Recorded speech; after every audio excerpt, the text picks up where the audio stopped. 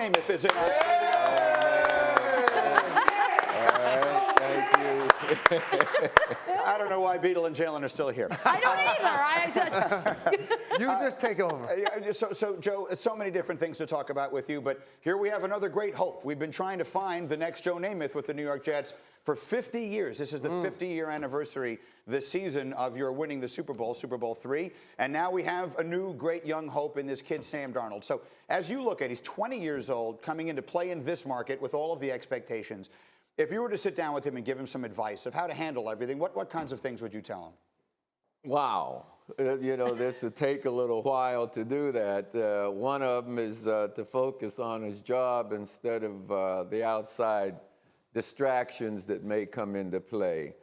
We all love seeing our names in the papers and seeing ourselves on television and all, and sometimes the way we're described can irritate us. And I learned to stop paying attention to the outside stuff and just focusing on the game. So that's one of the things. Well, that's fascinating to me. I don't mean to cut you off, but if anyone was ever unapologetically themselves during their playing career, it was most certainly you. So are you saying that you heard a lot of that criticism and learned to block it out when you were making pantyhose commercials and wearing fur coats and all of those I got angry. You know, I used to think I was brought up from school reading, you believe what you read. And whenever I saw things like an incident in Philadelphia when I hadn't been to Philadelphia, I said, wait a minute, how could they say that? That's not right. I took it seriously, and I found myself getting burns in the chest and the stomach, and I was walking into Shea Stadium to practice one day after I read something, and I said, look, wait a minute, look at me. This is terrible. I'm putting myself through this by choice. And so I stopped, and it's hard not to read about yourself, especially when it's good. But your friends give you the input, and it's nice. And to this day, I don't read about myself. My daughter says, that was good, Daddy, that's fine, you know. Love that. Good. That's the original don't read the comments. Of course. Correct. Now it's more. Social media, yes. More than anything. What about him being a 20-year-old? Would you take your time with this kid and let him just sort of come behind Josh McCown and learn the ways and settle in this market? You know, in any team sport, I believe the guy's got to earn his way and convince his teammates he belongs out there, whether it's the hardwood or whether it's grass, you know, whatever, man. So if he can show himself both intellectually, physically out there that he deserves to be, he should start. But 20 years old, in the big leagues, he's got a lot to learn. Speaking of a lot to learn, Greeny's a diehard Jets fan. What? As he mentioned to you, he lives and dies with every game. So how have you dealt with the lack of success of your Jets over the years? Well, you know, Jalen, pro football is different than college football to me. Ownership changes, players change, coaches change. I tend to look at the Jets as a player and seeing how they're going. The one thing that hasn't changed is the loyalty to Jets fans.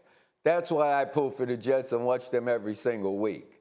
Whenever we became from Titans to Jets, the fans have been there. Even when we went across the river, the fans are there, and bless the Jersey people, you know, they're supporting them.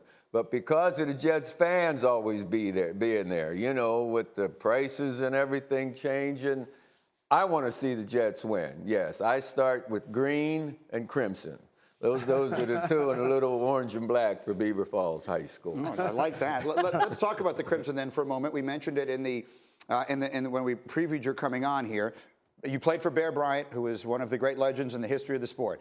And now you're obviously well aware of all the things Nick Saban has done at Alabama. Are you, Joe Namath, willing to say that Nick Saban has surpassed Bear Bryant as the greatest coach in Alabama football history? Well, I wouldn't say surpassed. I think modern generation now, you know, we're well aware of Coach Saban, but Coach Bryant's always going to be there, just as John Wooten at UCLA or some of the other greats in other sports were at Auerbach and pro basketball. But Saban has been one of a kind these last 9 years, 10 years anyway. You must have spent some time around him, and obviously you knew Coach Yeah. Bryant well playing for him. How do they compare?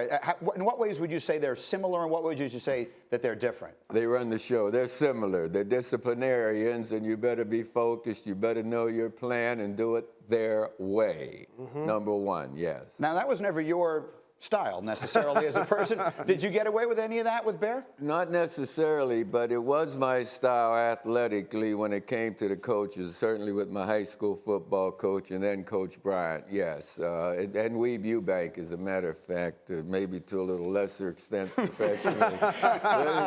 You know, the curfews were a little different. The curfews were a little different.